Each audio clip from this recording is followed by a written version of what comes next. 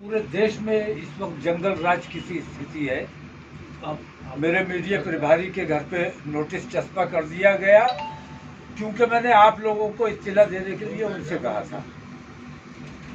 तो अब आप जाने कि भाई मीडिया प्रभारी को किस बात का नोटिस दिया गया है।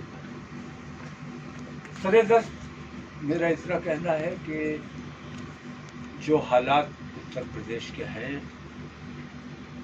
वो किसी से छुपे नहीं हैं और हर बाशऊर आदमी इस बात को महसूस करता है कि ये सब जो कुछ भी हो रहा है ये जुल्म है और जुल्म की इंतहा है। मैं किसी खास की हिमायत या मुखालफत नहीं करना चाहता। मैं सिर्फ इतना कहना चाहता हूँ कि विकास दुबे से लेकर आज तक जितने इनकाउंटर हुए हैं उन सबके दोषी अगर कोई है तो सिर्फ एक आदमी है। उस आदमी को 120B का मुल्जिम तो जरूर बनाया जाना चाहिए। जो कहता है कि मिट्टी में मिला देंगे और मिट्टी में मिला देता है, तो उस साजिश में वो बराबर का शरीक है। सिर्फ अरुण को या लवलेश को गिरफ्तार करने से काम नहीं चलेगा, उनके खिलाफ इंक्वायरी बैठाने से काम नहीं चलेगा। इंक्वायरी उनके खिलाफ भी होनी चाहिए जो इस साजिश में मुलव्विस हैं। और मेरा मानना यह है कि पुलिस और गुंडे जराइम पेशा तमाम लोगों में एक गठबंधन बन गया है और इनकी सरपरस्ती हुकूमत कर रही है। ये गठबंधन अगर नहीं टूटा तो देश में हालात बद से बदतर हो जाएंगे और हम चाहते हैं कि किसी भी सूरत में हमारे प्रदेश, हमारे देश के हालात खराब ना हो, अमन व अमान बरकरार रहे, हिंदू मुस्लिम एकता बरकरार रहे। इसके लिए हम कोशा हैं और इस कोशिश में पुलिस भी हमारा इसलिए साथ नहीं दे रही है क्योंकि पुलिस बराबर की उन तमाम जराइम में शरीक है। ये जो हादसा हुआ है,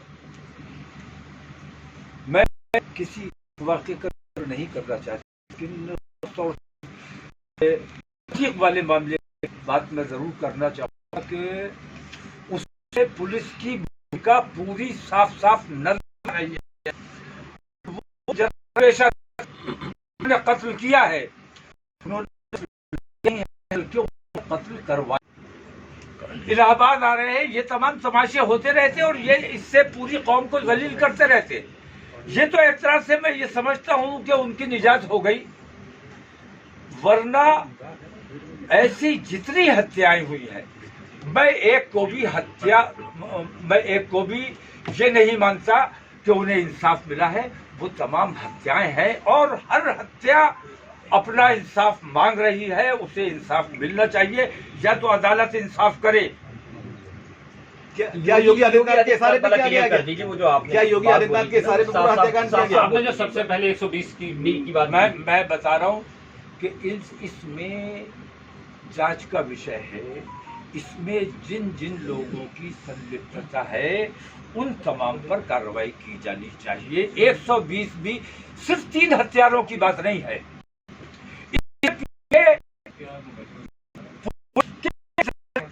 और कौन से अधिकारी शामिल है, बड़े बड़े अधिकारी शामिल हैं, पीछे सर के लोग शामिल हैं, इसके पीछे मुख्यमंत्री का कोई हाथ है कि नहीं है।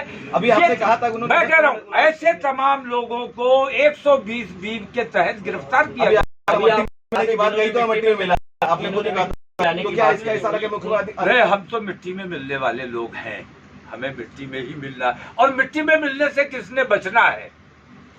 लेकिन धर्म विशेष की बुनियाद पर अगर किसी को निशाना बनाकर इस किस्म की साजिश रची जाती है तो ये बहुत दुर्भाग्यपूर्ण है। और उन्होंने सदन के पटल पर यह बात कही है, खुलेआम ये बात कही है कि मिट्टी में मिला दिया जाएगा। तो सिर्फ यही मिट्टी में क्यों मिलाए गए? ऐसे कितने माफिया है वो तमाम मिट्टी में मिला।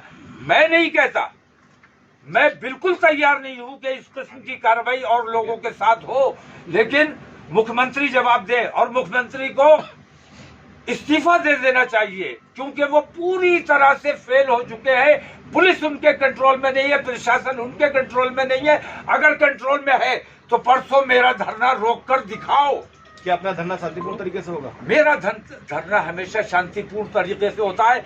जिस तरह उन 3 मर्डरर ने इस तरह अपने आप को सरेंडर किया है, पुलिस ने एक भी गोली नहीं चलाई, जबकि उसको चलाना चाहिए था।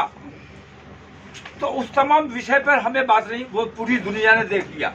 हम इस अंदाज में जाएंगे, चाहे अपने ऐसे मिलत टाइम्स को आपकी जरूरत है, हमारी आप माली मदद करें।